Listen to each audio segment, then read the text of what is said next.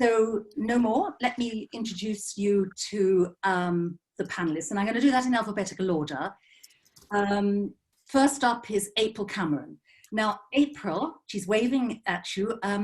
April was, when I changed careers and decided to become a garden designer, I enrolled at Capel Manor, and Rachel was my first lecturer there. She was head of the schools of garden design and horticulture, and I have to say, a finer plantswoman I have never met. She is just a walking encyclopedia of knowledge. So you're in very good hands. Anyone who has any questions on anything to do with herbaceous perennials, Rachel, April's your woman. When she retired, she came and joined the volunteer program, which I set up about 10 years ago in the park. And things have absolutely taken off horticulturally since then. And we're responsible for a lot of beds and borders in the park, which are tended by a group of volunteers on a Thursday morning. And April is wonderful at organizing all of that. And much of the beautiful things that you see in the park are really down to April's inspiration. Except that, of course, behind every bed and border, there's design. And I have a neighbor called Peter Reeder, who's waving, as you can see him. He's my neighbor. And even when he was a GP, he has a little tiny strip of land or garden on the side of the steps that lead up to his front door. And they were always a riot of the most beautiful plants put together. He's a natural designer. So when he stopped being a GP, he also enrolled to become a garden designer and really took the industry by storm, because newly out of his training, he went on to win the People's Choice Award at RHS Hampton Court, and has 2 silver gilts, RHS silver gilts to his name, which is absolutely no mean feat, especially for the new kid on the block. Now, the third panelist is Deborah Schnebali-Morel. And I was introduced to her, not that I've ever met her, but her name was introduced to me many years ago by one Harriet Stewart, who was a fellow student of mine at Capel Manor, and it turned out to be her daughter. Deborah is foremost an artist. She's a spoon carver, but she's also an award-winning allotment holder at Fitzroy Park in Highgate. And she's written a couple of books on vegetable growing and herb growing. So again, if you have those specific questions, you're in very good hands. That's my introductions done. Now, we have a lot of questions tonight. So some of them I've actually combined 2 into 1 because they cover similar areas. So my first question, or the first question I'm going to pose to the panel, is from Hannah Alberts, who I believe is in Cambridge. Now she says, I have a small potted hydrangea on my balcony in a corner that gets indirect light all day and partial sun for a few hours in the afternoon. Recently, after I have watered it, the next day a white powdery buildup has appeared along the leaf edges. It comes off easily by rubbing the leaf between my fingers. Any thought on what may be causing this, or if it is an issue I should be concerned about? So that's the first hydrangea question. And then the second hydrangea question comes from somebody called Ilan, and she has a hydrangea which was healthy when she first planted it, but the flowers are now looking rather terrible, and she has sent a picture. And I don't know, Rachel, whether you can actually get Ilan's picture of her rather forlorn, yes, her forlorn hydrangea on your screen. It's the right-hand one. I'm watering it regularly, and the soil is usually pretty good. Any idea what could be these symptoms? Now, I'm going to hand that first to April. Do you have any thoughts on either of those? Well, both of them. Elaine, there's nothing wrong with your hydrangea. It's really a small plant, and it's rather overwhelmed by flowers. and the weather's been hot and windy, so the plant is under somewhat of stress. So, and because of the weather conditions and the fact that the plant is quite a small plant with a lot of flowers, the flowers are just hurrying on through their natural life cycle. So enjoy them. When they fade, cut them off, and then feed and keep your plant watered so that it can build up and become a stronger plant for next year. It'll be fine. There's nothing wrong with it, actually. And then Hannah, your hydrangea has got limescale on the margins of the leaf. I'm guessing that when you're watering it, the leaves are getting watered. Most of the water will run off, but water being what it is, it clings to the margins of the leaf, and as it dries overnight, then the limescale and the water comes out. So there's nothing wrong with yours either. Either don't water the leaves, only water the soil, or if you can, use rainwater to water it. I think Rachel mentioned that if you have any questions, follow-up questions, put them in the chat room, and we will monitor them, and so we can answer them in turn. My next question is from Jane Poutney, and she has, it concerns her daughter, who has a north-facing wall. It gets a little evening sun, she says, at this time of year. But on which she has a lovely Clarostin rose growing up on wires, up to about 4 or 5 feet. Now she would like an idea of what could grow above it to stretch along the wall between 5 to 8 feet off the ground. She says that there's good drainage and there are no frosts. I thought that was a question that Peter might actually be interested in answering. Yeah, great. Thanks very much, Patricia. I mean, I think the first thing to say is that I've always there's a bit of a rule that where you plant more than one climber, you often end up with just one climber at the end, because by virtue of what they are, they're all quite vigorous and fast growing, and they're in competition for that wall space to get the light and the root space to get the feed. So your variety of rose actually is vigorous enough to get to the top of the wall in time. I don't know how long it's been there. So one thing would actually just to be patient and train it up there when you're pruning it each autumn or spring. The other options, if you did want to have a mix in there, would be that there are other north wall roses. So something like Awakenings, which is a lovely pink repeat flowering scented rose that is similarly vigorous and will also get to the top of the wall. When you're pruning and tying them up to the wires, you just need to make sure that they've all got their own space.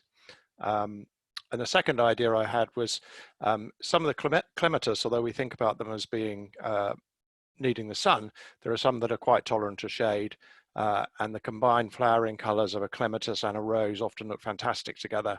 So a couple that are good in shade is one called Prince Charles, which is a sort of mauvey light blue colour. And then there's another one called Guernsey Cream, which, as you'd imagine, is white. There are lots of others to choose from, but I would choose from those that are group 2 and 3 pruning, because that means you basically cut them back hard each year. And going back to that point about competition on the wall space, the clematis basically grow up each year and flower. So you cut them back hard either at the end of the summer or early spring, and that leaves the space free for the rose to also get going and carry on growing, so there's not too much competition.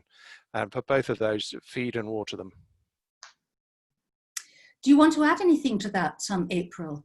No, I think they're I had clematis down, or another roses as the possibilities as well. What about a hydrangea? Is it the petiole, the one that climbs up the wall? Would that anomala, hydrangea anomala subspecies petiolaris? They're very slow, and they also start quite low, so they'd be in direct competition with the rose. So you want something that actually is going to go. She wants something that's going to go higher than the rose, which it would eventually, but there'd be a lot of competition in the short term. Patricia, sorry, just before we move on to the next question, we've got a couple of follow-ups on the hydrangeas, if we can. So Hannah said that she does generally water at the root, but the water in Cambridge is quite hard. So perhaps that's a challenge that is common.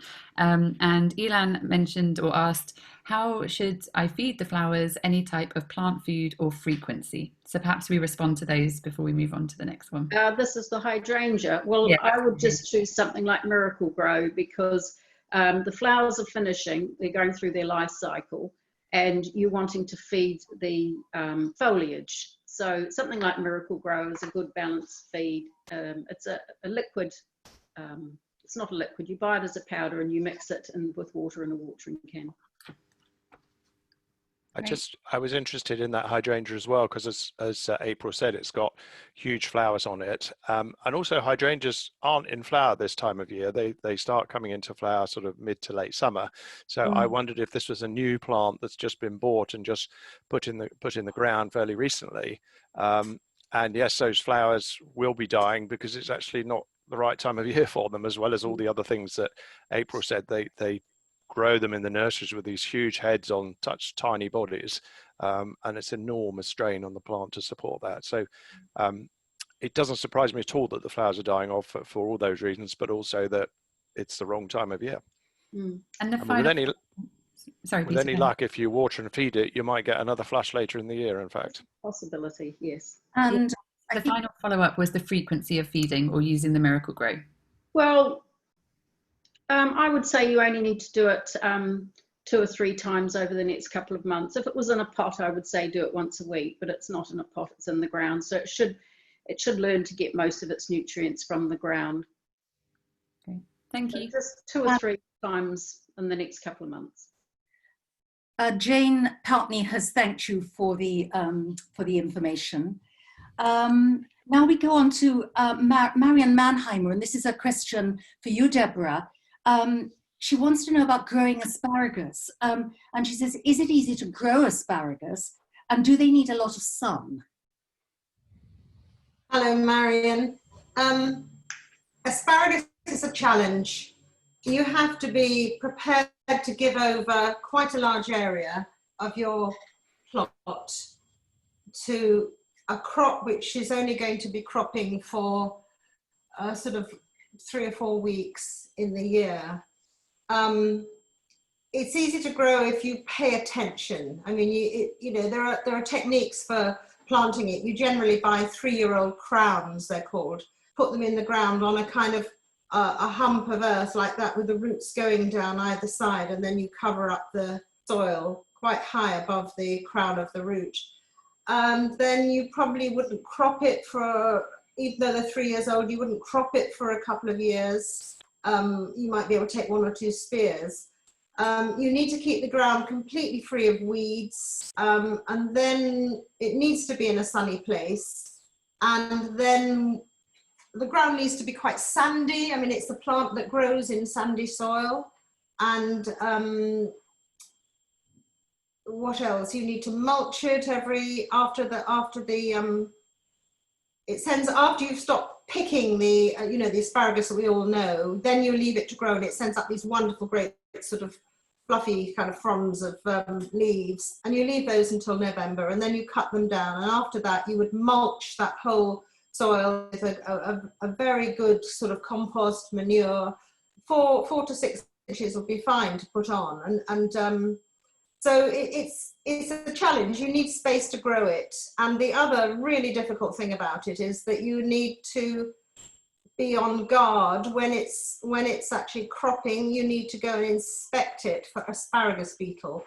They're very beautiful, sort of stripy, spotty beetles, but they lay the most disgusting little eggs all over the asparagus, and if you leave them too long, they grow into sort of horrible black slimy slugs, and it's the worst job in the world to go. You can spend hours and hours on a few plants just picking off all the little eggs and slugs, sluggy, whatever they are, maggots, I suppose. But when it works, it's absolutely fantastic. I mean, we've been cropping our asparagus and actually our neighbour's asparagus for him, because he's been locked in for a few weeks, and it's a complete joy. It's absolutely wonderful, but it's not for the faint-hearted, really. If you've got the space, try it. So Deborah, do you buy the crowns? You buy crowns ready, do you? Yes, you can buy crowns from most of the kind of seed people now, and there are various varieties. You know, you can get the thick white asparagus or a sort of more purpley one, or actually my plot neighbour is growing a wild Italian asparagus, which is pretty vigorous but doesn't have such a long life as the others. There's quite a lot of varieties, but you buy them when they're 3 years old. Otherwise, you know, you're going to plant them. They seed all over the place, and if you let the seeds grow, it'll take a few years before you can actually take a crop off the asparagus. You have to be young to start an asparagus bed. Well, on that note, I actually used to run the gardening club at St Michael's Primary School in. Oh, did you? Yes, and Oh, yeah. and I thought the best way of getting children engaged with growing vegetables is to let them choose what vegetables they would wanted to grow. And I assume they'd probably say peas, peas, peas, peas. To my amazement, the first little boy that put his hands up said, "Could we grow asparagus?" So I guess that says something about children from Highgate. I don't know. Yeah. Right. Well, thank you for that. Now we're on to Eileen Wilmot. I do hope Eileen is on our panel, is on amongst the participants tonight. Eileen Wilmot, a lot of us know, she's on the advisory group of the Waterlow Park, but she has written a question which is quite demanding. She says, is there an idiot's guide to terracing which you can recommend? I have moved to one of the homes for heroes on the Brookfield estate in Dartmouth Park. It is on a very steep hill and contains lots of large lumps of concrete and rubble, which I assume is from a World War II air raid shelter, some of which have been used to build a metre-high wall at the base. I would like to terrace the slope and grow my own vegetables, and am currently sorting stones and rubble. I do know to start from the base. Also, the slope is covered with the invasive species Allium triquetrum. Oh dear, April, you're probably correct. Three-cornered leek. Wild garlic. Yeah, three-cornered leek. Oh, yeah, of course. And I'm trying to dig it up as I don't want to use chemicals. Any advice gratefully received. Can I first put this to April about how she gets rid of the Allium triquetrum, please? And then I'll move on to Peter with some ideas, and then maybe, actually, Deborah, this involves all three of you, because it did occur to me that you might talk about companion planting of vegetables for Eileen. She's a very keen gardener, we know, because she comes and helps sometimes with our volunteering. So April, how would she get rid of the allium? With great difficulty. Oh, okay. Well, she should dig it out, but you know, it has lots of little bulbs, so a lot of them are going to stay in the soil. But I suggest if it's all over the place, that what she perhaps tries to do is to put down something like cardboard and cover it with black plastic to just leave it covered to try and kill it off. But because it's bulbs, that might not be very successful. The other thing that I would do, I know people don't like to use chemicals, is you can buy online a touch stick, which is like a glue stick. And they used to have glyphosate in them, which is a systemic herbicide which goes into the plant and down to the bulb. But I think some of the ones nowadays have a formulation based on vinegar. I don't really know how effective it will be. It'll certainly kill off the upper foliage, but then that disappears anyway. So if you don't want to use chemicals, I think you're just going to have to persevere and to dig it out. Mm. Poor Eileen. You get to know your soil very well if you do that. That is true. So Peter, if you were designing her garden, how would you set about it? Yeah, I mean, it's as you say, it's quite it's not. There are some basic principles, but without actually seeing the site, it's hard to kind of go into specifics. And I'm assuming she's. Hi, Eileen, by the way. I assume you're talking about proper retaining walls as opposed to using raised beds in that way to terrace things. So as you've said, starting at the bottom, but what's really important is that the walls are well constructed and have good foundations so that they stay in place. What people don't realize is how heavy soil actually is. And if you can imagine, if you've got, you know, a slope rising up and you've got terrace on terrace, there's all of those weights are bearing down on the lowest one as well. So these things do need to be done quite carefully. Most garden designers can design low retaining walls, but very quickly we get to heights where actually we ask for assistance from structural engineers to design them. So it is important. Other factors that are important is drainage, because you're putting a wall in place, water can build up behind them, and that's obviously not good for the plants that you're wanting to grow, but also that water adds to the pressure. So it really gives you a feel of how much weight can be behind those walls. That said, if it's depending on how steep the slope is, if actually the walls don't need to be that high, the construction isn't that difficult, it just needs to be done correctly. And Eileen, you did ask for an idiot's guide. There's a really good website that lots of garden designers look at for all sorts of construction, but it's got a really nice section on retaining walls and also wooden sleeper walls, which can also be retaining if they're designed correctly. And that's www.pavingexpert.com. So that's www.pavingexpert.com. And as I say, you'll find all sorts of things about how to relay patios and paths and whatever, but there's a really nice section there on walls and retaining walls. So I would go and have a look at that, because there's some good basic principles there as well. But if in doubt, I would get some professional advice, because you don't want it falling on you or other people. Sounds like there's quite a lot of retaining already with that 1 meter high wall at the bottom, so it just needs to be looked at carefully. Yes, I think I was just going to say that for inspiration, Pinterest is really good for garden designs. If you just look up retaining walls, terraces, or small gardens, there's really a lot of it, very interesting material there. Well, Deborah, would you like to advise her on the sort of things that she could grow together to make it not just a productive garden, but also a something that is beautiful to look at? I wasn't sure whether she wanted to grow vegetables there. Was that yeah, the? She wants it to be a productive garden. She oh right, okay. Vegetables, and I'm currently sorting. She's sorting stones and rubble. Yes. Okay. Well, that's the beginning of everything, isn't it?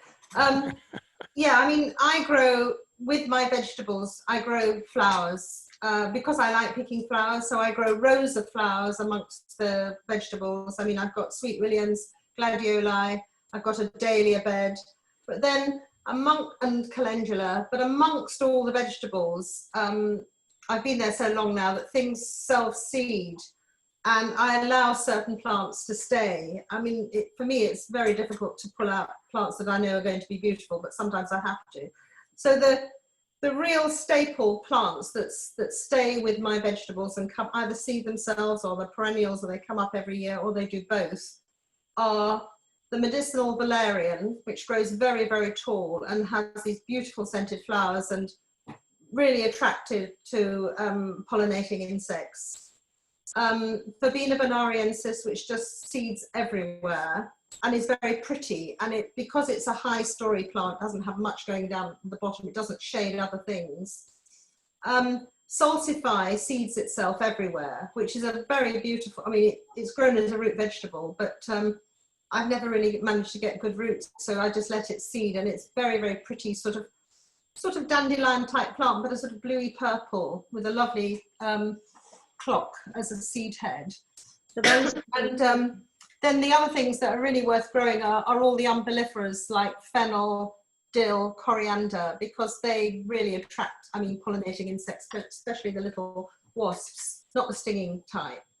So to grow those, and there will be many more that you know, grow things that you want to pick, that you want to have in your house, but also have a function, you know, for the wildlife and the insect life on your plot.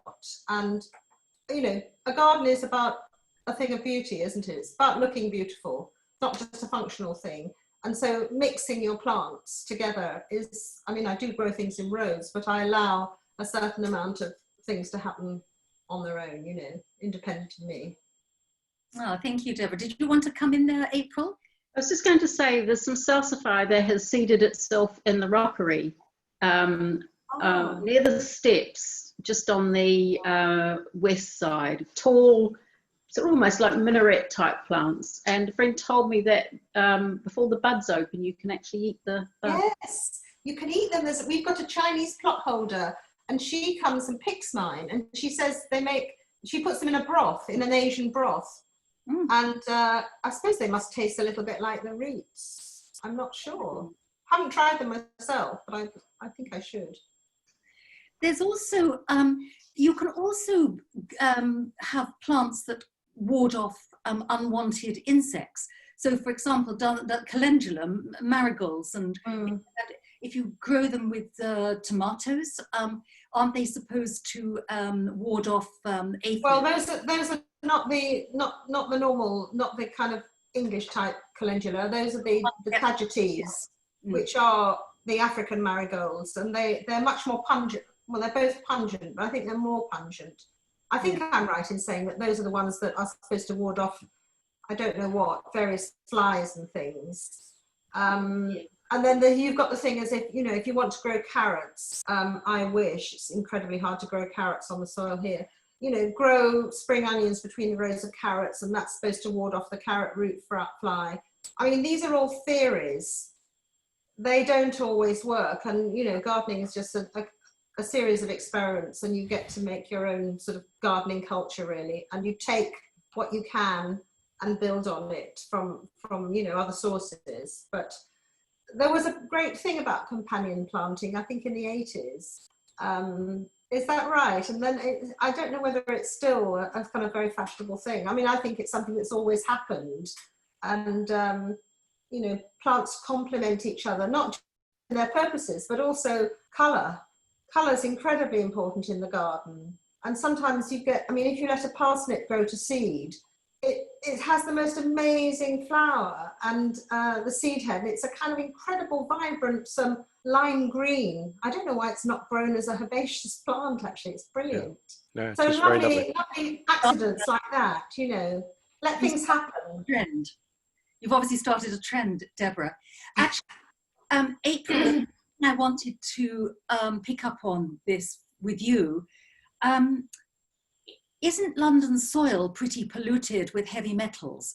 If Eileen is growing root vegetables or any vegetables, is there not a danger? Because I remember when we set up the kitchen garden, we were required by Camden to have extensive soil samples taken and analysed, and as a result of which we then had to create raised beds. Would you like to talk on that, April?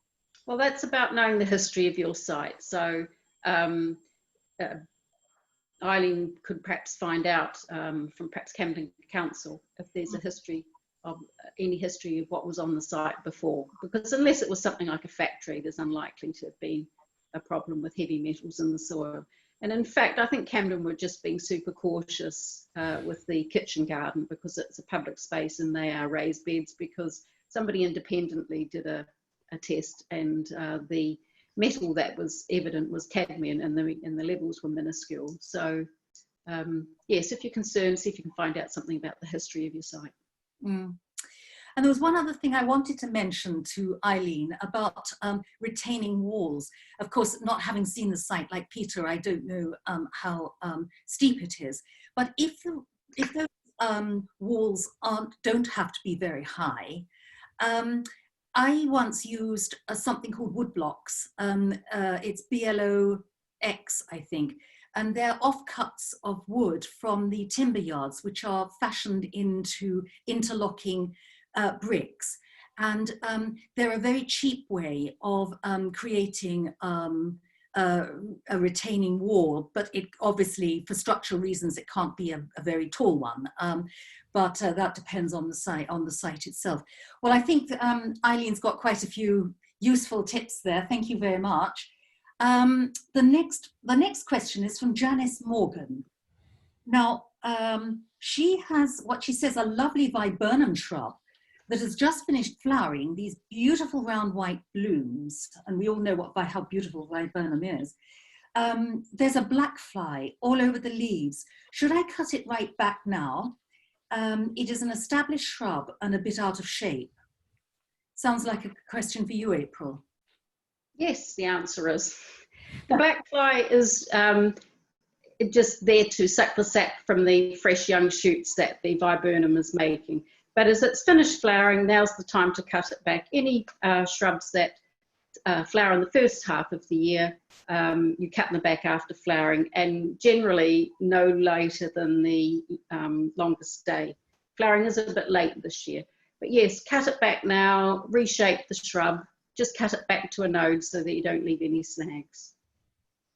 Well, that's just to follow up on some questions. There's some comments coming through on the leeks from Hannah Schnebelia, who I presume. My daughter. Hello, Hannah.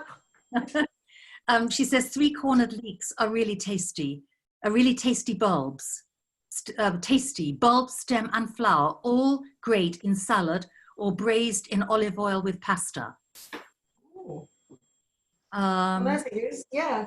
Okay. All those allium, all that allium family are, wonderful. And well, I don't know about the kind of herbaceous alliums, probably wouldn't eat those. But 3-cornered leeks they're very pretty actually. I've got some growing with wild with what's that robbii? What's the Euphorbia robbii? Euphorbia robbii. And the colours of the lime green and the leeks, beautiful together. Ah, I'd keep a few of them. Yes. bearing in mind. Just Patricia, just picking up on the black spot as well. If there are some plants, sorry, black fly, yeah. If there are some parts of the plant that are not being pruned back, that are heavily laden, and you don't want to be using sprays, you can sort of jet wash them. I mean, not a proper jet wash, but if you use the high spray on your hose, you can sort of flush them all off. Or if you're feeling very bold or have got some gloves, you can literally just, yeah, exactly, you literally just squidge them all off. It's actually quite easy to do, and not necessarily the most pleasant, but perhaps try the hose first. Actually, on the subject of pruning back shrubs, April, there's a sort of rule of thumb, isn't there, about pruning shrubs, which you might share with people, because I know my sister will just go, for example, and just clip everything and tidy up her garden, and then she wonders why nothing ever blooms. Okay, if plants flower in the first half of the growing season, that is before the longest day, you prune them back soon after they've finished flowering. And if they flower in the second half of the growing season, that's from the longest day on, you prune them back in spring. Basically, the ones that flower in the first half of the season, they have to make their growth and build all their plant foods and hormones in the second half of the growing season in order to flower at the beginning of the next season. And late flowering ones, they can build theirs in the first half of the growing season. If it's evergreen, prune it after it's flowered, but wait until all danger of frost has passed. I mean, that's the simplest thing. There are lots of other categories, but those are the 3 main ones. Well, that's very helpful. And so the rule of thumb is never prune a shrub before it's flowering. If it's late flowering. Well, okay. The next one is from Louise Panton. And she says, what should I look out for when using my homemade compost in homemade grow bags for growing vegetables? I've already noticed they don't hold water so efficiently as the commercial compost grow bags. Now, as our resident expert in making compost, April, you might be the first to take this up. What would you advise, Louise?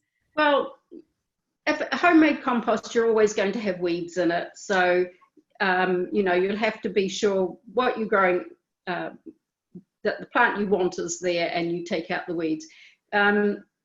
And yes, it's all organic matter, your compost generally, so it is not going to hold the water terribly well.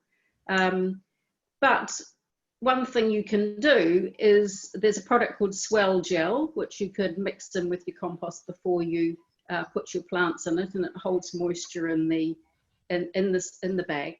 But if it's already planted, it's a bit too late to do that. So what you could do is get yourself some plastic milk bottles, or largish bottles that have had soda in them, or even water, and fill them with water, not quite to the top, and put them in your freezer. And once they're frozen, bring them out, just loosen the top, and then put them upside down in your grow bag. And as the water melts, it will slowly seep into your homemade grow bag. And then you won't be washing the water straight through and out of the bag. It will slowly melt, and the plant will be able to use it as it slowly melts. But you'll have to do it for the whole growing season. Well, that sounds like a labor of love. Actually, the Friends have produced a laminated, although I shouldn't use the word laminated these days without trying to not use too much plastic, but we've actually produced a laminated guide on how to make your own compost. And if any of you see us in the park and you would like a copy of that, just stop us and we'll get one for you. I don't know whether either one of you wants to add to the information about composting. I suppose I was just wondering whether Louise meant compost as in composting, as in rotting down all your garden waste and your vegetables and making garden compost, or she's thinking of potting compost, in which case you're adding things like grit and sand and loam, and then that organic matter as well to create a potting compost. And those are two different things, and people often get them confused. I think the public often think of compost as being the stuff they buy in bags from the nurseries, because that's where they experience that name mostly. Whereas to gardeners, compost is the stuff you rot down and use to improve the soil. She does say homemade compost. Yes, I assumed it came from her own compost. Which I think would be a little bit too rich. I would tend to mix it with other things. Well, that's why I wondered if she was actually making her own potting compost, because you can't grow things direct in a sort of manure mix, if you like. So maybe there's not enough organic matter in there, so maybe she's not putting enough of the rotted down compost in her potting compost, because that's what also helps retain moisture in the soil. And historically, the commercial bags of compost have used peat, because that's good at retaining water, but obviously like one shouldn't be using peat these days at all. Yes, I mean, can you recommend, if you're buying commercial compost, I mean, I know that probably in the professions you would go to a specialist compost provider, but if you're buying compost, could you advise people on what to look out for? Because this is actually quite an important question.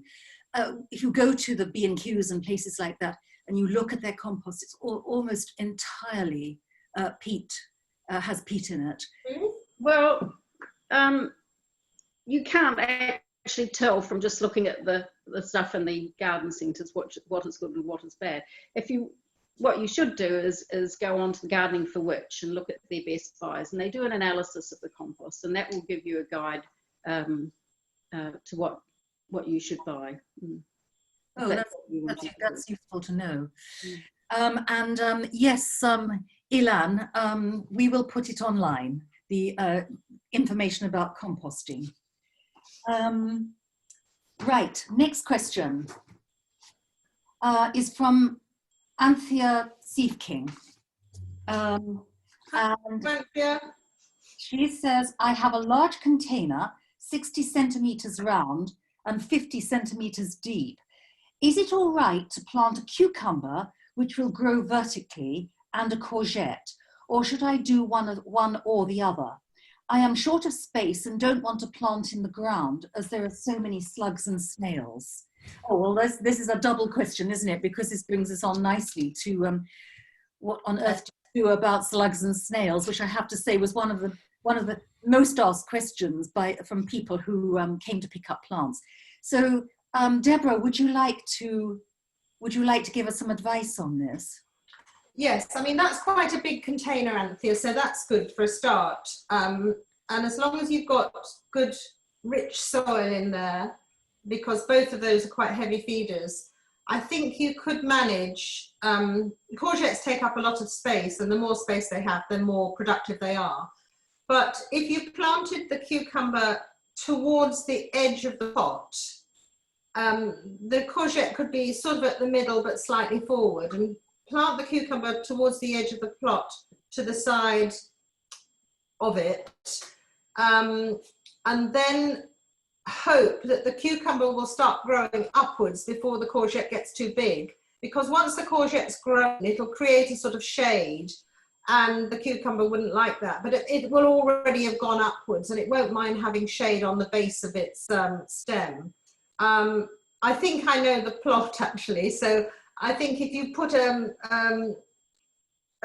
sort of sticky stick, you know, a stick with bits coming out of it, like a pea stick, the cucumber will climb up there because it has tendrils, and you should be able to get away with it.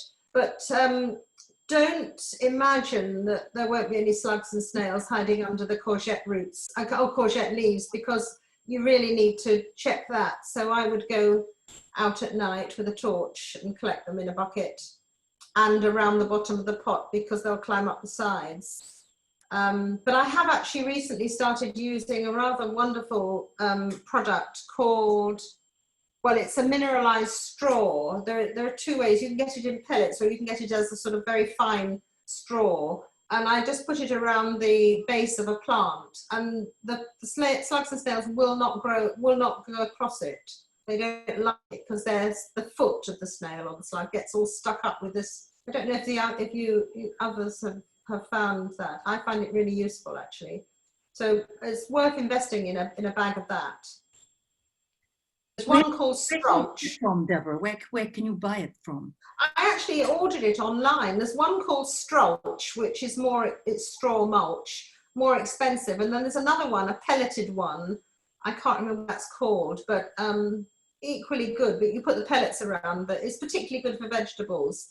And then when they get wet, it turns into this kind of, it looks a bit like sawdust, actually. And it does seem to work. It doesn't stop the slugs climbing up the pot.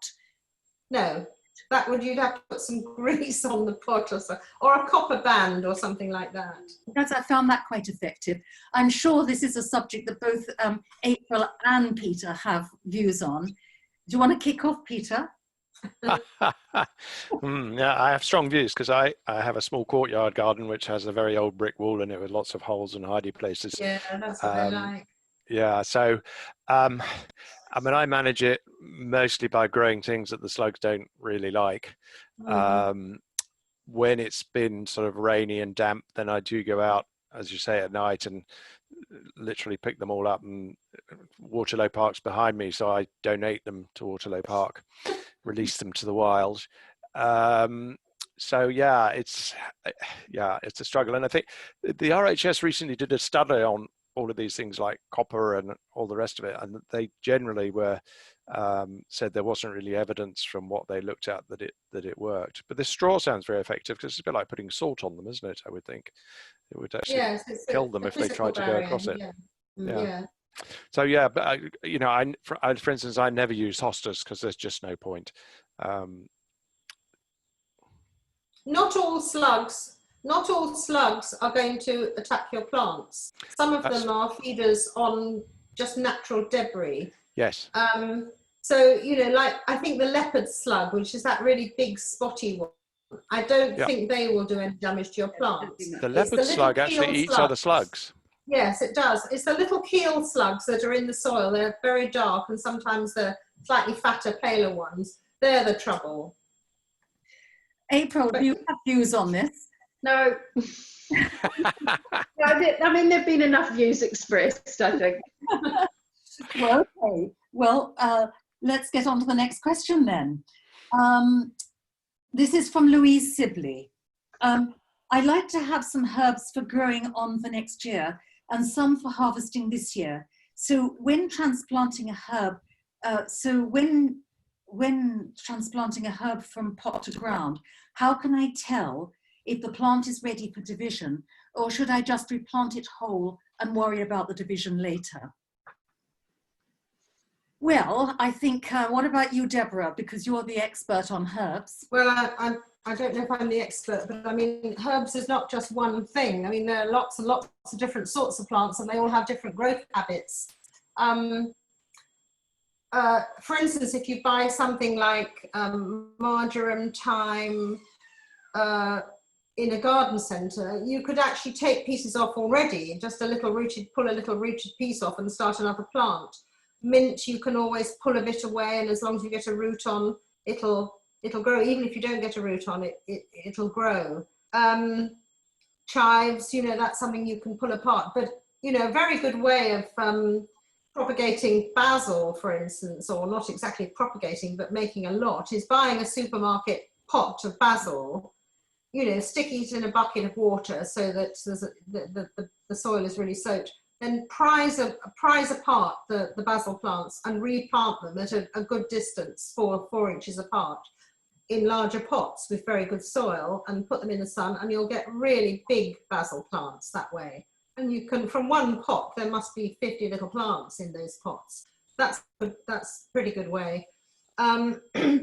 So, you know, some plants, I mean, marjoram is a classic, you know, or thyme. If you've got it in the ground, they go like mad, and they can spread like mad. So, I mean, I'm always digging it up and throwing it on a compost heap, actually, because it just grows too fast. So I don't know if anybody else has got any thoughts on that, but I mean, a herb is not one thing. You know, they're all different sorts of plants with different habits, really. I mean, you can't divide a fennel plant, really. Better to grow it from seed. What about, though, April, things like the woody herbs, like rosemary? Oh yeah, lavender and things like Yes. that. Yeah. You can't divide those, because you can only really divide herbaceous plants. You can't divide. Take cuttings. You have to take cuttings. Yeah. And when would you recommend Louise do that? Well, you could do them now. Yeah. In fact, if I can hold it up to the camera, you take your cuttings and you put them around the edge of the pot, and this is just the top of an old Coke bottle, I think, actually, and it keeps the humidity up, but I've not put the lid on it because you don't want it to get too humid in there. So you can take cuttings and put them there. If the weather's hot, I mean, it needs to be in a position with good light, but not too hot. Yeah. So the temperatures we had this week would be quite trying for cuttings. So, but it's cooled down a bit, so it's probably okay. But I think the thing to do is to try it. In fact, rather than going into great detail about having to take cuttings, here there are loads and loads of good YouTube videos, which, you know, you can follow them. Sometimes they don't follow all the way through and give you information about growing conditions, but the Gardener's World videos are pretty good on propagation, if you can find one of theirs. Thank you. It is one of the most exciting things, actually, with taking cuttings and making new plants. Great fun. It's lovely, and then you can give a bit of a plant to somebody else. We do it all the time in Waterloo. Yeah, I'm sure you do. Yeah. Now, the other thing I would say about some of those woody herbs is that actually it's really important to keep cropping them, because you actually stimulate more growth to come through. You chop a plant back, it goes, right, I'm going to grow some more. So that stimulates, and the danger if you just leave them to grow is that they get woody, and then actually you can't use that plant material. The other thing about those sorts of herbs is that if you cut them back to where the woody stems are, they don't reshoot very well. So you have to cut them to where the green stems are. So that's again an important reason to keep cropping them, because if you don't crop them, for say 2 or 3 months, the new growth will become woody, and then it's much harder for that to sprout new growth when you cut it back. Sage is particularly a problem. So that's one really to keep cropping. And I know it's very vigorous flowers, but in some respects it's better to not let it flower. Yeah. Well, I think that actually covers another question that Hannah Alberts had, because a second question from her was about taking cuttings from her rosemary. So I think that's answered that one as well. Now, the next question I'm going to pose to Peter, because Peter designed for us the sun and the shade borders by the kitchen garden. And central to the borders, where the structure of the borders are box, or it was box, because unfortunately, like much of Waterlow Park's very well established box has been thoroughly brutalized by box moths. So this question comes from Beth Bonini, and she says, I have some box in a long rectangular pot that has just succumbed to the blight. Do you have suggestions for how to safely dispose of it? Also, what do I need to do to the pot before I plant something new in it? I thought I'd start with you, Peter, because we've been watching your lovely box. Just Yeah. Yeah. Done. Hi, Beth. I mean, one of the things, I mean, to answer your question, the important thing with the dead plants and anything that you cut off them is to not compost them. So you either burn them or dispose of them properly in the waste, so that the fungus, so blight is a fungus, a mold, that doesn't stay in the system or drop into the soil where it can reinfect plants.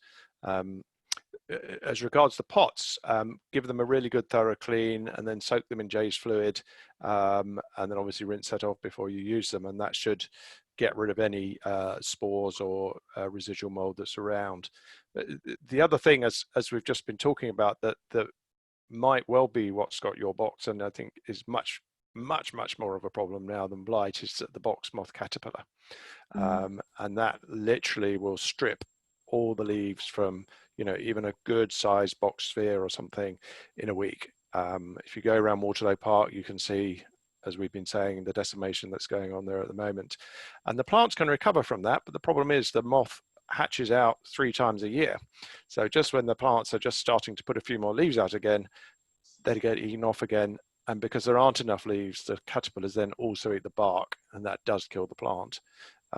So the other thing would be just to have a look and see whether it's the box moth caterpillar rather than the blight.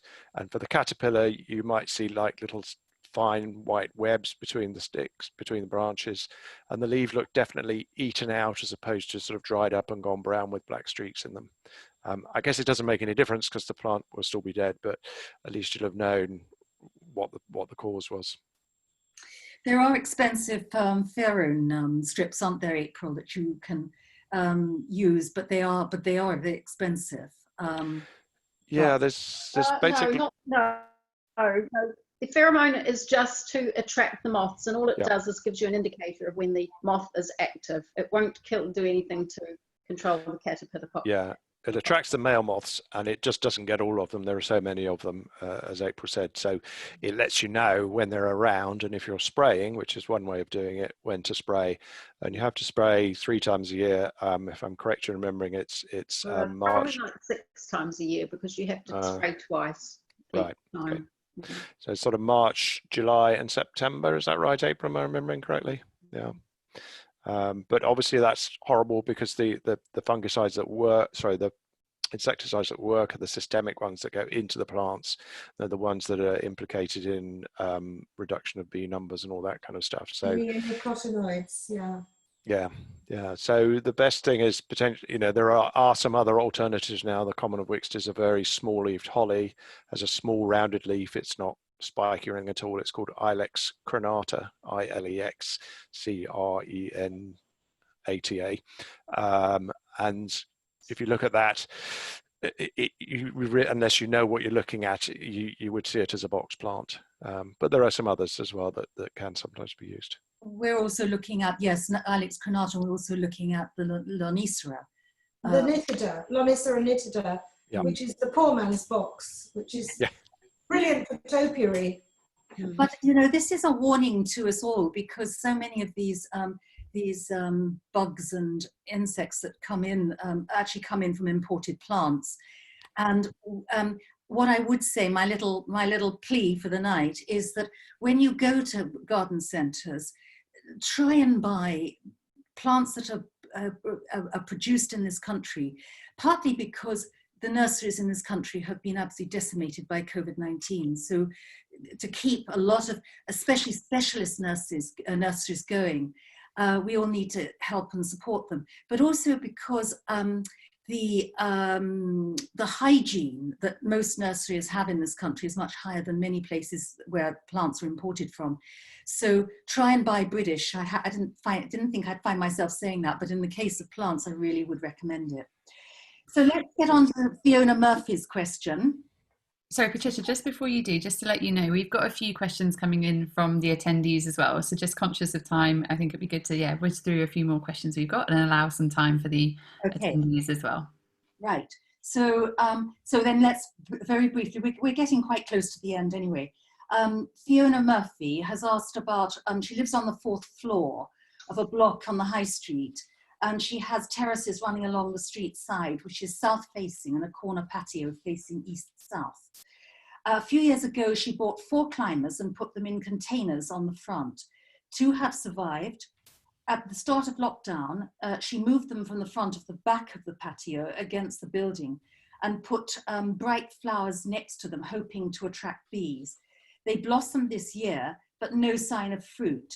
My friend says it's too windy up there, and another friend says the bees don't fly that high. Is my rooftop fruit growing just a mad dream, or is there any way I can get these trees to produce any fruit? I think this is a 1-sentence answer. So are there any bee people amongst the panelists that can say? I'm a beekeeper. Okay. Bees fly very, very high. Yeah. They do. It's not a bee problem, but it's hard rooftop to answer. hives. What?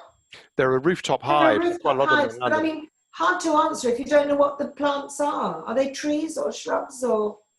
They're small fruit climbers. It's interesting because some of it also depends on the mechanism of pollination. When we were talking earlier, I was saying to Deborah, goodness, I know nothing about vegetables unless it's runner beans. But I had some runner beans just growing in the garden for fun with the kids, and they weren't setting. And someone said to me, oh, well, it's because it hasn't rained for ages. So when I watered them from the top, and actually, lo and behold, I got loads of runner beans. So I don't know what about water running off runner bean plants is, but it's because they're wind pollinated. The pollen has to be distributed by movement. Fiona has let us know that they're actually apples. Okay. So the problem, one of the problems with apples is compatibility. You need a pollinator for your apples. And if they don't flower at the same time, they can't cross-pollinate. So you need to make sure that you've got your overlapping pollinating groups from the apples that you have bought. Other than that, does that mean then that she should have 2 of the same species, basically? No, not necessary. If you look at apple groups, if you look at a book or on the line, they'll have pollinating groups, and you need to make sure you choose you can choose 2 different apples from the same pollinating group or from adjacent pollinating groups, but they need to overlap because apples like to cross-pollinate. They don't like to take their own pollen. And this is marked as months, or the month that it'll the apple tree will flower? Flower. Okay, so basically you should check to see what cultivar she's got and when they flower, and then she must then change them to make sure that they flower at the same time. Well, so that the flowering overlaps. Yes. Try another one that would pollinate them, basically. Yeah. I mean, the bees are going to find another pollinator in London, I would have thought, in a not too far a distance. I mean, I think maybe she ought to consider the size of the pot, because if an apple tree is constrained, it's not going to be very happy about producing fruit. I mean, I don't know whether the fruit actually set and then fall off, or they don't become little apples. It's hard to know exactly what it is. Well, she's saying that they do flower together. They might not be the same pollinating group though. Ah, okay. Well, maybe we must follow up on that one directly with her. Now, my next question is from Dennis Herbstein, of course, who I don't know, but he says, I'm thinking of growing hot, strong radishes in my patio. What is the best sort to ward off a persistent squirrel that climbs the wall and feasts on the nuts in the bird feeder? Can you recommend a shotgun and a suitable radish? Well, that's a gardener's question time question, isn't it? I don't think a squirrel is going to be diverted by a radish if there's a nut in his sights. Really. I think you should grow the radishes that you like to eat. I mean, if you want spicy radishes, like a French breakfast radish, or there's the wonderful long white one, the daikon radish. That's quite a strong radish. You need a good pot to grow that in, or But you don't think it'll deter the squirrel? I don't think. I mean, the way to stop squirrels, my way is to. I once had a squirrel that came and ate all the buds on a rose in my garden, and it was so desperately sad. You know, he'd waited all winter for the roses to flower. I painted every single bud 1 year with chili oil, and they didn't actually eat the buds, and they never came back again. So it went into the sort of squirrel collective unconscious. Well, well, Always try a super soaker, Dennis. a what? Super soaker. It's one What's of those that? powered water pistols. Oh, you have to be on duty though, don't you? Yeah. He would love that. He would love that. Okay, the next question is from Sheila Fletcher. And she says, about 8 years ago, I put 2 small camellias into one larger pot. I was off on holiday and thought this would keep them alive with the limited watering. I failed to repot them separately, and they have since both grown to 6 foot and keep flowering. I've not dared to repot them separately and hoped they would bonsai themselves, but they just keep growing. They're in ericaceous compost, have camellia feed and sequestered iron. I repotted them once, about 3 years ago, into a 60 centimetre pot. One is looking less vigorous recently. Please advise if you think I should repot them into a giant pot and keep them together, or split them up and have them in separate pots, or attempt to plant them out into the garden soil, which I can improve a bit, but is 15 centimetres builder's soil, then rubble and subsoil. So what do you want to say to that? I think that's an April question, I suspect. I would think after 8 years, trying to take them out of the pot and separate the roots would be still the demise of both of them. You'd have to disturb the roots too significantly, I think, to separate them. But if you did want to try it, I would definitely do it in I'd do it in autumn because they flower in spring. But if you did do that, you'd have to significantly reduce the top growth because you've disturbed the roots so much that they wouldn't survive. I think if you like your camellias and they're doing reasonably well, just put them into a bigger pot. You don't need both ericaceous compost and sequestered iron if they're in a pot, so you're just basically wasting your money with the sequestered iron. Just use an ericaceous plant food. But if you want to keep them, just put them on into a bigger sized pot. Well, good luck to you. April, do you think that root pruning when you repot might help Yes, you could reduce do their that. vigour? You could do that. In fact, you don't need such a big pot for camellias.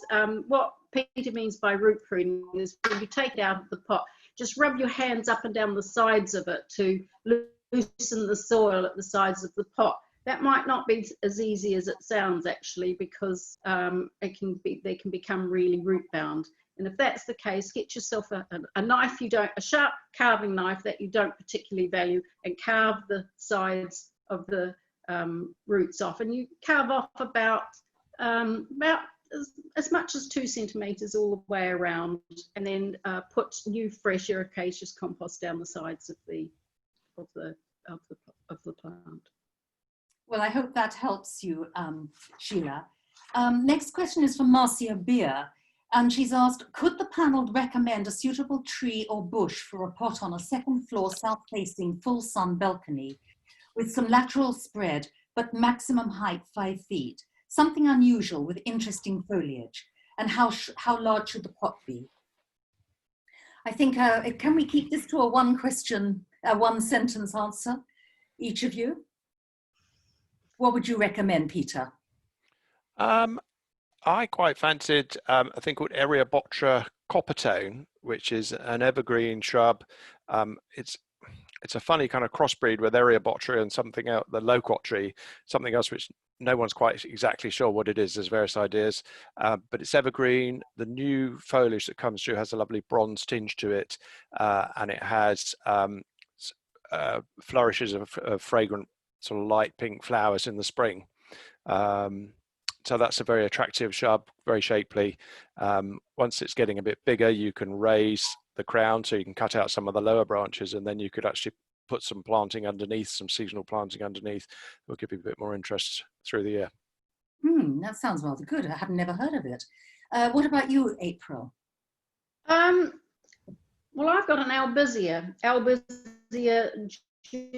julibrisson rosea in a pot, and it's actually only in a 30-centimetre pot. So it's quite a slow-growing tree.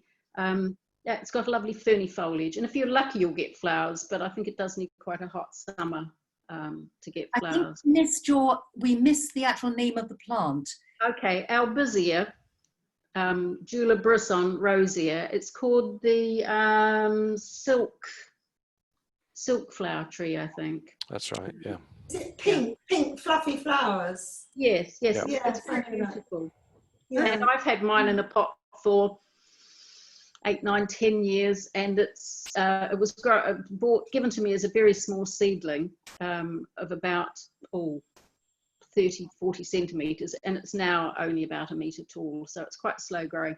The other thing with interesting foliage is a Canadian redbud, Sir Canadensis thorophansi, which I would actually sort of buy as a shrub rather than a tree, but it's got gorgeous burgundy leaves. It's deciduous, but a very attractive shrub, and again it will respond to me cutting back quite hard if necessary.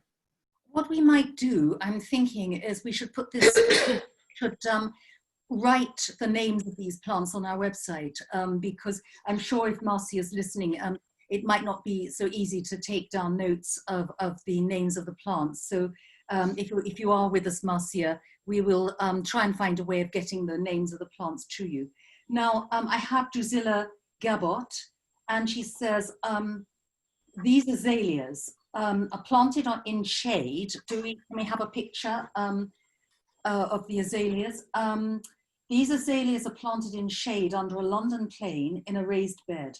Their leaves have black tips, been there looking awful, but unfed for 20 years. Should we rip out, move, feed, or replant with something else? And why the black leaf tips? Is it frost, wet? I don't think they flower. Well, where do we start? Who wants to start on that one? I can, if you like. Okay. I think the first thing to say is that from the photograph, it looks like a viburnum called Viburnum davidii, so David with a double I on the end, really. It actually is a shade-tolerant shrub, but I think all the things that Drusilla has described really tell us why it's not doing very well. It's under a London plane tree, so it's really in the shade. It'll also be in what we call the rain shadow, so the leaves of the tree will stop any water getting to it. So it'll also be very dry, and the soil will be very poor because it's been there for a long time with this huge tree in there, and there's very little kind of left for anything to grow on. So I mean, I actually wouldn't take them out, because to try and get something else to start growing in there is going to be a real challenge. I would put some good mulch around them to try and improve the quality of the soil. I'd give it probably a feed as well, just to try and get it rolling, and just make sure that it is moist regularly through the year. I mean, particularly at times like this, we haven't had proper rain, for six weeks, so the soil is dry are a long way down as well. So give it a really good soaking, and I think hopefully you'll find it'll perk up. The leaves actually a lovely shiny green color with some nice stripy veins, which is quite attractive, and it does flower. It's not a huge showy flower, but it does flower in the spring, and that can be a lovely shrub. It is quite fragrant as well, isn't it? Lightly fragrant, not hugely. There's a light fragrance. Okay. Can we move on to the next question, because I'm mindful of time. This is from Tom Herbstein, obviously Dennis's son. We have a southwest facing balcony with a northerly corner that is always in shade. We've had quite a few questions on balconies and pot gardening, because obviously a lot of people living in London, that's all the outdoor space they have. So it's a northerly corner that is always in shade due to a protruding brick wall. We are keen to plant a creeper to spread across the brick walls. Ideally, we would like to have interesting leaf coloration and be suitable and hardy for growing in an area with little direct light, but lots of indirect light. Any suggestions for what we could plant? I presume he means by indirect light, reflected light, presumably from his windows or whatever. Well, April, why don't you kick off? Well, the plant that I've got on my north-facing wall is Parthenocissus henriana, which is one of the Virginia creeper plants, which has a beautiful leaf and very good autumn colour. It is somewhat vigorous. It will self-cling because it has little sucker pads. But in a pot, it's unlikely to be as vigorous as mine because mine is in the ground. And it would grow, mine grows on a north-facing wall, so again it gets light but no direct sunlight, and in very heavy soil actually. So, okay. My only drawback would be its vigor, but I have to get the ladder out and trim mine back because it is in danger of going into the eaves of the flat next door. But I only have to do it once a year. So. Okay, and what about you, Peter? Do you have any thoughts? Yeah, I mean, I was instantly thought of ivy, and I know people kind of throw their hands up in horror and get really worried about ivy. It has a sort of really bad press that it can pull your house down and it's really boring and ugly, but actually there are some really attractive leaved ivies, golds and whites and as well as green. So there's one called Gold Heart, which has a bright sort of yellow center with dark green outer rim, and the stems have got quite a reddish tint. Glacier is another one which is a sort of grey green with lots of different tints of white and cream through it, and then there are ones that have got different shaped leaves. There's one called Green Ripple, which has again got quite strong rib markings and is quite interesting, and some of these varieties are much less vigorous than the sort of traditional ivy that we think about, and again, as a bit like April was saying, if it's in a pot, that's going to help restrict it. Provided the brick wall is in good condition, the ivy will just sucker to the outside of it and be absolutely fine. And maintenance is actually very easy. I mean, obviously you need to kind of keep it within the restriction of the wall, but you can cut it a bit like a hedge. I mean, I frequently see places where ivy is covering really horrible, ugly things, and people just cut it like a hedge, and it creates a beautiful green screen. It's really hardy because it can draw water from those roots as well. It's quite resistant to drought and some of the struggles of being in a pot if you're away for a bit. So think about good old ivy. Well, yes, I've got a beautiful ivy growing in pillars forming a frame for a sculpture that we've got in the garden, and that is one that garden designer Pearson. Dan Pearson, thank you. Dan Pearson recommended, which is one called Très Coupé, and it's got deeply cut small leaves, and it doesn't adhere strongly to the wall, so it's very easy to manage and it doesn't do damage to the wall. Ivy is actually quite an effective thing because you can actually shape it into especially if you've got a modern flat. You can actually make it look very contemporary. So we'll put that up on the website as well, so that Tom has those thoughts. Can I go on to Gloria Omatoso's question, because this is one where she's brought up, Rachel, that's it, 3 indoor plants. Now, I mean, I know a lot of people who are participating tonight will only have indoor plants. So I wonder if, April, I think you've actually have some thoughts about these. She wants them identified. She says, I'm in the middle of shielding and trying to become a potted gardening person and feeling quite excited at the prospect of harvesting tomatoes and herbs if and when we can get hold of all-purpose compost. I would be grateful if the panel could identify these houseplants for my daughter and I. So Rachel, would you like to have a go? No.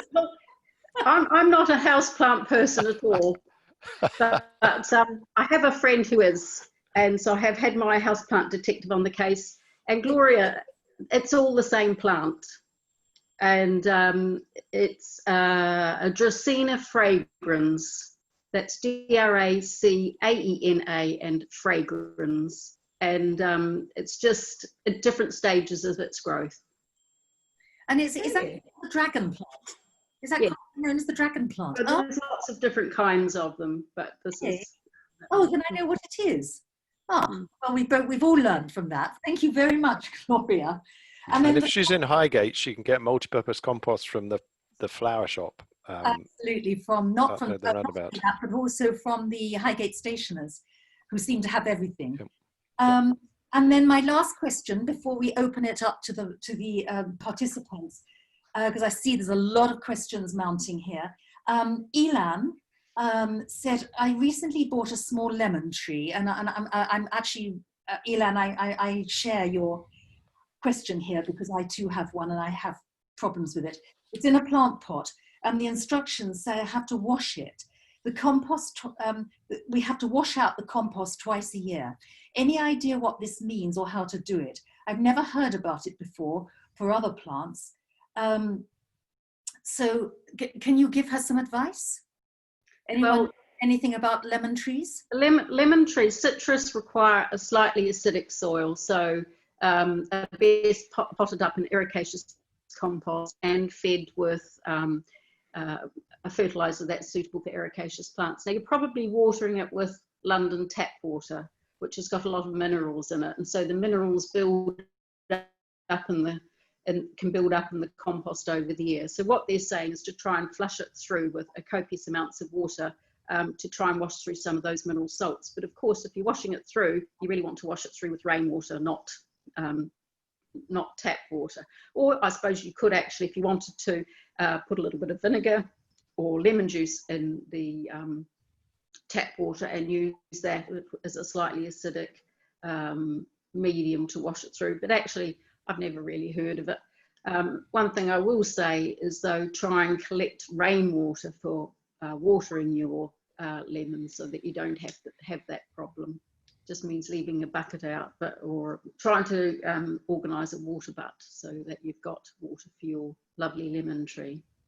And if it's any reassurance, Ilan, my lemon tree was treated abominably by the builders, and I thought it was not going to survive. And to my amazement, it sprouted up a little shoot from the side, and I let it continue, and it's now fully fledged, healthy-looking lemon tree. Right, so that's the end of the questions. Sorry, they're quite tough. They are tough. I think that's the end of the questions that we've had submitted to us. Now, Rachel said there's a number of questions, and I can see there's quite a few. I can see there's a Winnie Herbstein who is trying to get I think something's written something about Albizia brisserieri. Well, I don't know what that is. I think that's the response. Now I've got so I've got 3 questions lined up here. I'm actually going to invite Martha in. Hopefully she will be able to join us. Martha, you should be in. Martha has a couple of questions, one relating to compost and one relating to a potentially sick plant for which I have a picture. So Martha, if you're able to speak, please go ahead. Yeah. Can you hear me? We can. Welcome. Hi. Great. Thank you very much. It's been extremely interesting. Just wanted to say about compost, you could get it on Amazon.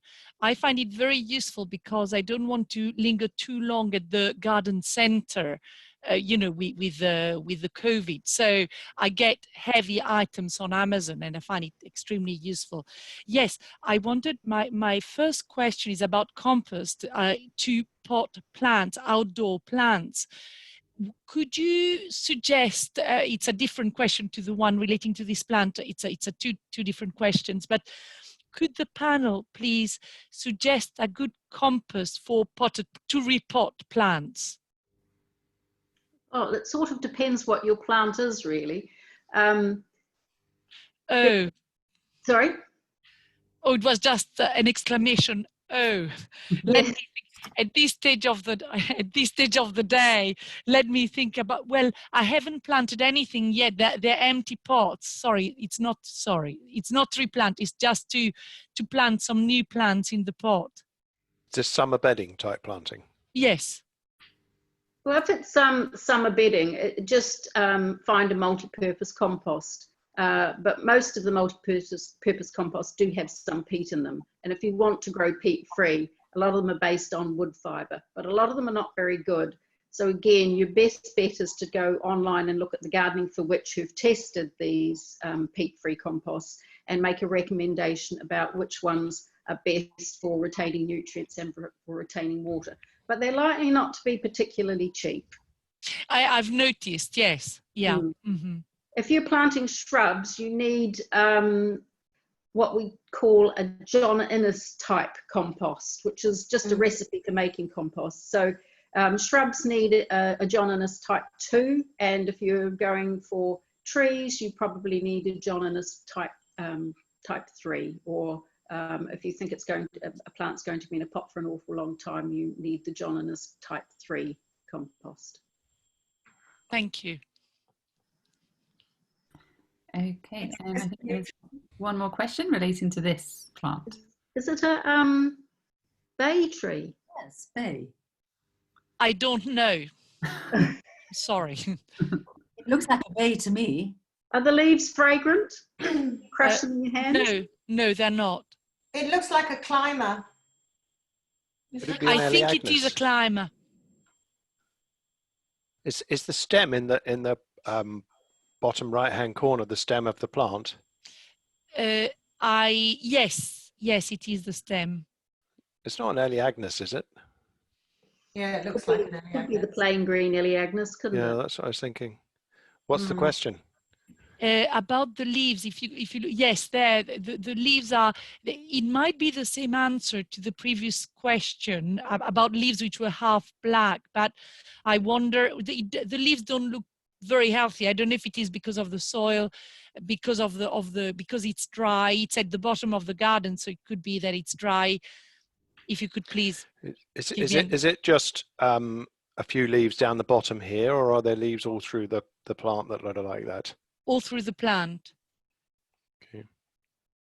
mineral, isn't Say it? it's hungry and dry. Yeah. Yeah.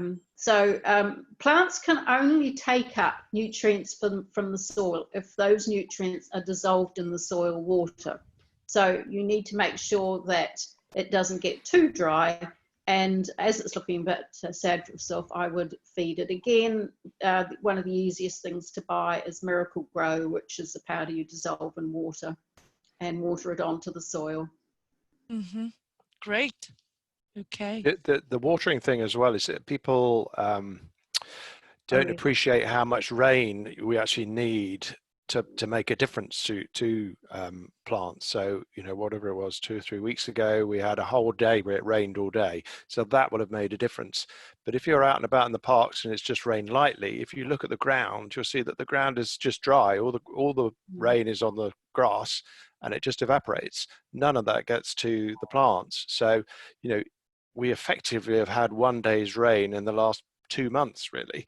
And this is we've just been through April, which the old rhyme says April showers. So April is supposed to be a wet time of year, and we've had solid dry. Also, the air's been very clear and cold, so the water evaporates more quickly. So all of the plants out there are just gasping for water at the moment.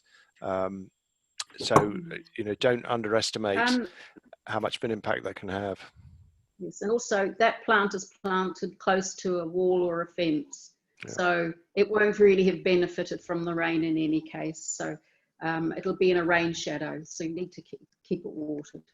There is a rule of thumb, isn't there, about how far you should plant shrubs from the wall. Yes, it does depend on the height of the wall, because the taller the wall, the greater the rain shadow. So, but in any case, yes, it's about 30 to 45 centimetres from a wall, really. But also, when you're watering, it's not a little drip.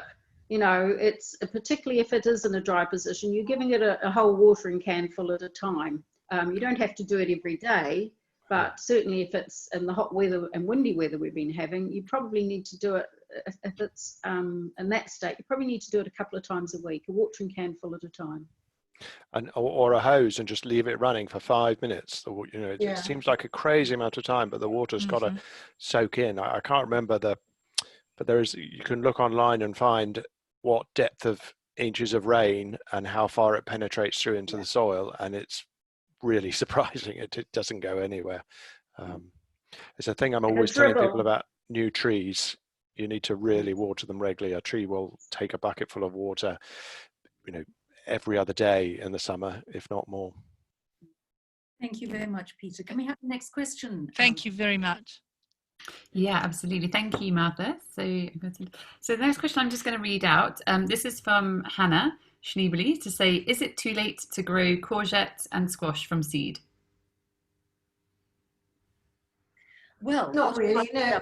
It's not really too late. I mean, although it's been very seems to be very warm, clear days, it has been quite cool at night, and I think some things are a little bit behind. The mistake is usually that people plant these things too early, and I noticed on the plots quite a lot of courgettes, sweet corn, cucumbers have gone out, and then that extraordinary frost just got everything, and so everybody's starting again now. And if you plant your courgette, squash, or whatever you want to plant now, plant them in a warm place in the greenhouse, keep them moist, not too wet, and they'll germinate really, really quickly. And I mean, it's always been, you know, you can grow your courgettes in pots in the greenhouse and then put them out. We always used to say mid-May, but you can also plant them into the ground in mid-May and they will get going as well. So it's not too late. You'll just have a longer season. Hopefully we'll have a good summer and they'll be just as prolific as ones planted earlier. And Deborah, if you don't have a greenhouse, where would you start your, and you've only got a small space, where would you actually grow your seedlings? Well, I used to plant seeds in little pots in one of those clear boxes with a lid and put it in a very warm, sunny place in your house. Unfortunately, we all live in Victorian houses and we don't have windowsills on the inside, which is one of my worst complaints about London houses. The earlier ones did have windowsills on the inside, then you could put your plants on them. But I think those boxes are very good. You know, what are they called? Those, people use them for storing stuff, and storage boxes. They're really good. And you can take them out in the day into more light and then bring them in at night if it's cold at night. And things will get going quite well in there. It's like a little mini greenhouse. That's a very good tip. Thank you. Unless anyone wants to add to that, is there another question, Rachel? Yeah, we've got a couple more. And for everyone else that's still on the call, if you do have questions, please let me know ASAP because we will be wrapping up shortly, I imagine. Catherine, I'm going to allow you in. Catherine's got a question about Waterlow Park, one of our favourite treasures in Highgate. Hi, Catherine. Everyone. Absolutely fantastic gardener's question time. So request number 1, please do it again. Request number 2, which I said to April, please, when the lockdown is over, take us on a tour and introduce us to plants and things and tips. My question put on here was, what's really done well this year in Waterlow Park? But a question I sent to April separately, apologies, was what is a good time to divide things like, you know, nice healthy salvia so that, you know, you can spread it around your spaces. Thank you. Sorry, what was the plant you wanted to divide? Well, salvia, but it could be any other sort of low growing spreading plant that you feel you would like to, you know, it's doing really well, but you want to kind of split it and spread it around, to spread it around your borders. Salvia should be probably just about coming into flower, so it might be a bit tricky to divide it now, but you can, as long as you can look after them, you can divide them almost any time, as long as the conditions are not too hot and too dry. I mean, last week, if we're going to have a summer like that, I'd say leave it alone. But if we're going to have a more temperate summer and you can water them, you can divide your salvia now, but you will have to cut back the top growth because it'll put too much stress on the plant. And it might flower again, but it'll be much later in the season. Generally, for dividing plants, you do them in spring or autumn. So March, April are the sort of spring months that you do it, or September and the beginning of October. If you're doing it late in the year, you need to do it early enough so that the ground is still warm so that the plant can recover before it goes into winter. So it would be worth taking cuttings from salvia. I mean, for instance, Amistad or convertifolia, those strike so easily from cuttings all the way through the summer, really. Yes, quite a good way of propagating those cuttings, depending on the type of salvia. The type, yeah. And I think the first part of in fact, if I just show, this is a salvia cutting. This is one of the scented leaf ones, and that's just rooted in some water and sort of ready to be. Yeah, they're so easy, aren't they? Yes. I think the first part of Catherine's question was what is growing well in Waterlow Park. One of the things that you might want to mention is that we actually do have a policy as much as we possibly can for planting drought-tolerant planting, but April and Peter, because Peter's designed borders in the house, in the park, you might want to say something about that. Yeah, I mean, I walk my dog in the park regularly. The things that I think are looking really nice at the moment are the astrantias in the bed. All these are all things in the bed I designed. That doesn't sound very good. The astrantias in the bed and the Iris sibirica, they're kind of both looking really good. But actually, the other bed that's in front of the offices, the dry bed that just gets left to itself, that's looking fantastic at the moment. The verbenas coming up, the foxgloves are all great. There's a lot going on, and it's so loose and naturalistic. I think that's the best thing in the park at the moment, I would say. Yeah. April knows it better than I do. Well, I have to say that the how much April goes with the hose and can't hear you, Patricia. The hosing. You're breaking up. Sorry, I just wanted to say that behind the scenes, April actually does an awful lot of watering along with one or two other volunteers. But April, did you want to say something about what's doing well in the park? The rock that doesn't get watered. There have been recently some beautiful irises in the beds just below the Lauderdale Terrace, and the sensory border up on Lauderdale Terrace is looking very good. The Eregeron glaucus has just started flowering. The osteospermum has been great for a good month now. And the Labertia grandiflora with white flowers has just been flowering well for a couple of weeks now. So, and actually I should say the euphorbias, which have been flowering at the same time as the iris, that acid green with the blue has been a wonderful combination, and they're in the border just below the Lauderdale Terrace. And Catherine Wells has just added to the chat room, this is a good opportunity also to thank the gardeners who have battled on against having short teams to keep to do their bit of the park looking and making it look good. So that's quite right. We should be. I will pass on them your thanks. Here. Yeah. Rachel, is there any more questions? There's one final question, and we're getting lots of people thanking you for this amazing question time. A few people, of course, are having to drop off. It's getting a bit late. Ian, I'm going to invite you in to ask your question, and I think that will be the final question, and then we'll call it to a close. So Ian, let me see if you can come in.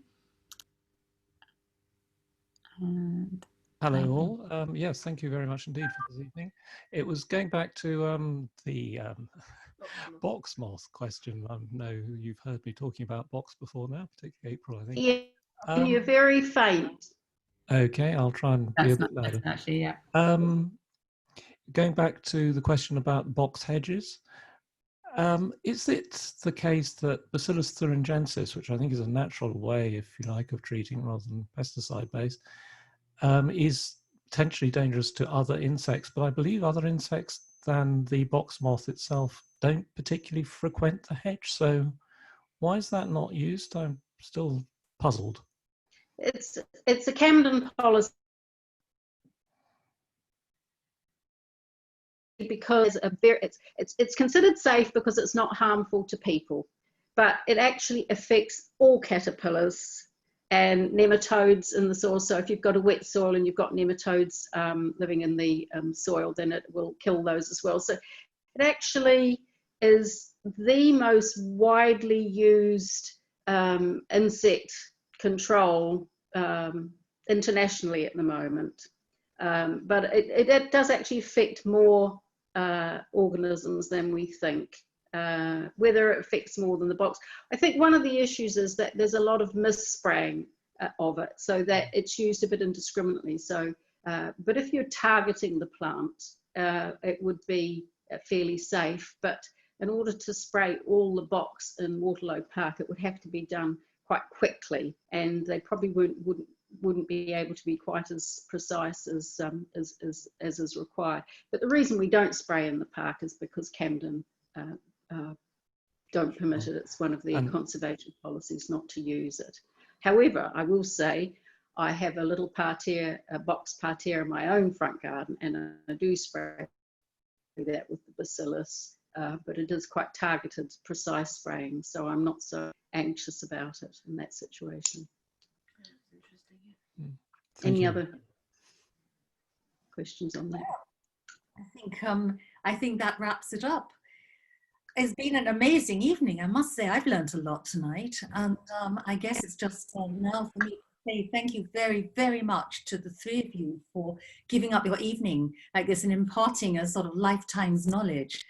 And again, my thanks to Rachel, who has been an amazing controller behind the scenes. It's been very well organized, and thank you very much, Rachel. We plan to put this on the website if we are able to. And so anyone who wants any information, they can zoom through it and pick up the questions that they're interested in. So thank you all for participating. Thank you to the panelists, and thank you particularly to Rachel Locke. So I guess this is now just to say good night and sleep tight and keep well. I think you're supposed to say onwards and upwards. That's the gardener's question time thing, isn't it? How is it?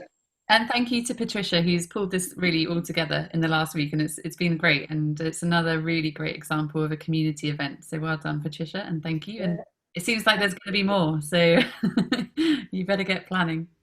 Take care, everyone. Good night. Thank you all. Good night. Thanks for the invite. Nice to meet you all. You're very welcome. I'll pop up to the park and did I bump into you? Come on a Thursday morning when okay, definitely. I'll be there. Great. Hello, everyone, and Thanks all. Bye. Bye.